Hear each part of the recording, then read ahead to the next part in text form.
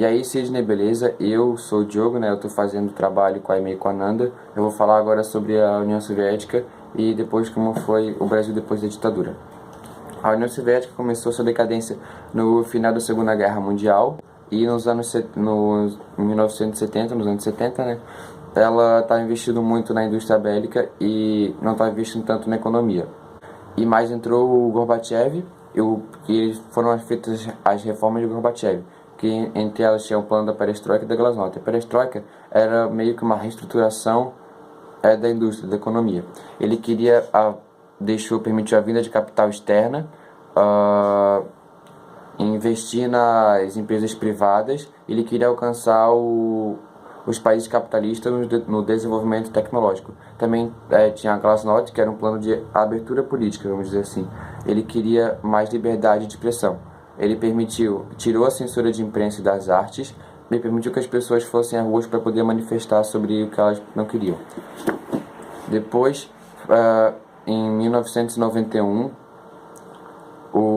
tentaram um golpe de Estado contra o Gorbachev, só que não conseguiram, e junto com os presidentes da Ucrânia e de Belarus, eles fizeram um acordo que acabou com a União Soviética. E agora, como foi o Brasil depois da ditadura. O primeiro presidente a assumir depois da ditadura, que foi redemocratização, ele foi eleito por votos indiretos, foi o Tancredo Neves. Só que ele logo adoeceu e morreu. E quem teve que assumir foi o seu vice, o José Sarney. José Sarney tinha o plano Cruzeiro, que ele queria tirar o Cruzeiro e botar o Cruzado, né, como moeda do Brasil. Isso funcionou no começo, mas depois a inflação voltou e estava passando dos 80%. Logo depois veio o Fernando Collor de Mello. Ele dizia que ia acabar com a corrupção e ia melhorar a economia. Só que ele foi eleito, só que não supriu a expectativa dos brasileiros. E logo quando ele foi pego num esquema de corrupção, a população foi às ruas e ele foi o primeiro presidente a ser impeachmentado. E seu vice era Itamar Franco. Itamar Franco assumiu e ele teve o plano real, que era trocar o cruzado pelo real. Isso funcionou e o real é valorizado até hoje e ajudou também no Brasil. Depois assumiu Fernando Henrique Cardoso. Um dos principais que ele mais fez em seu governo foi ele conseguiu controlar a inflação, ele diminuiu as taxas de analfabetismo no Brasil e as crianças começaram a ir mais para a escola e isso melhorou também muito o Brasil. Depois foi eleito o Lula. O Lula ele conseguiu controlar a inflação e ele criou o Bolsa Família. O Bolsa Família dava condições de vida melhores para as famílias mais pobres, dava cestas para as famílias mais pobres. E também aumentou o salário mínimo, o que deixou as pessoas mais carentes muito felizes e gostaram do seu governo. Então, mesmo sendo acusado de corrupção, ele foi reeleito. A Dilma Rousseff foi eleita. E ela conseguiu, investiu na ciência, conseguiu também controlar a inflação, só que por muitos problemas, muitas pessoas que estavam tendo que sair por causa de corrupção, estavam sendo pegas de corrupção em seu governo, e ela foi, um processo muito difícil e demorado, ela foi reeleita. O trabalho. A mulher estava conquistando mais espaço no mercado de trabalho, mas ela ainda ganhava menos que os homens, mesmo trabalhando na mesma área. Questão agrária. A agropecuária cresceu no Brasil e tornou o Brasil um dos principais líderes mundiais nesse setor. A terra ainda estava sendo mal distribuída, tornando o conflito nos campos. Crescimento urbano. Mais de 80% da população mora em cidades e eles vão para a cidade em busca de melhor condição de vida, como novas oportunidades de trabalho. A desigualdade social. Tem dois fatores. A má distribuição de renda e o difícil acesso à educação da população mais pobre. Revolução industrial. Tecnologias sendo criadas e aprimoradas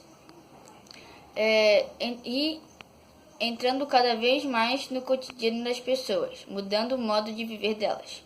Meio de transporte e comunicação ajudaram a sociedade para ser mais tecnológica e globalizada.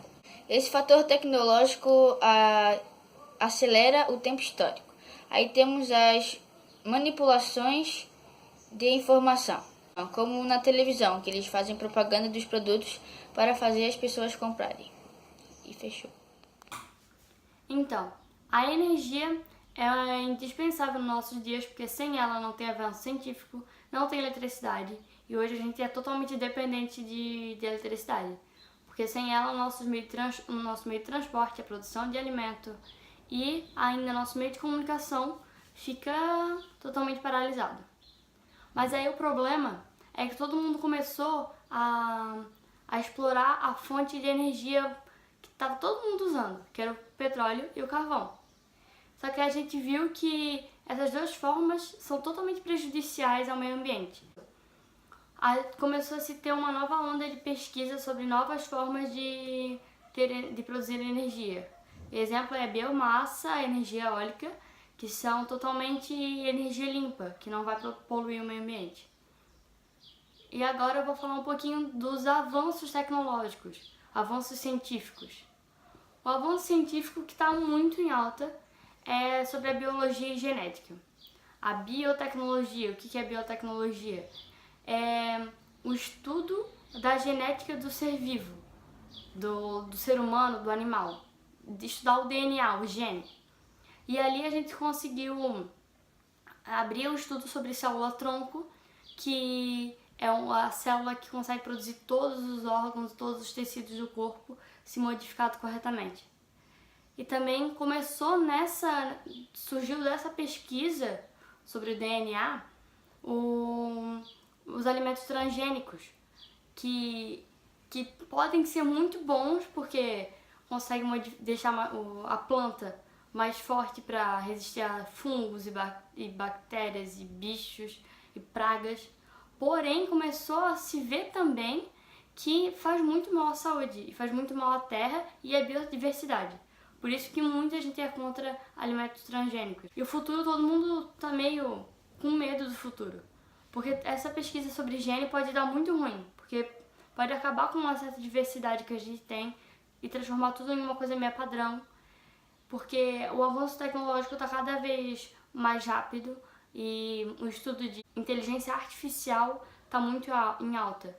Isso pode substituir facilmente um ser vivo.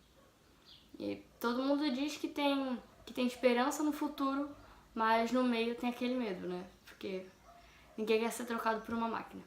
A fonte de onde a gente tirou essas informações vão estar todas na descrição. Beijo, obrigado por ter visto. Beijão, Sidney. A gente ama.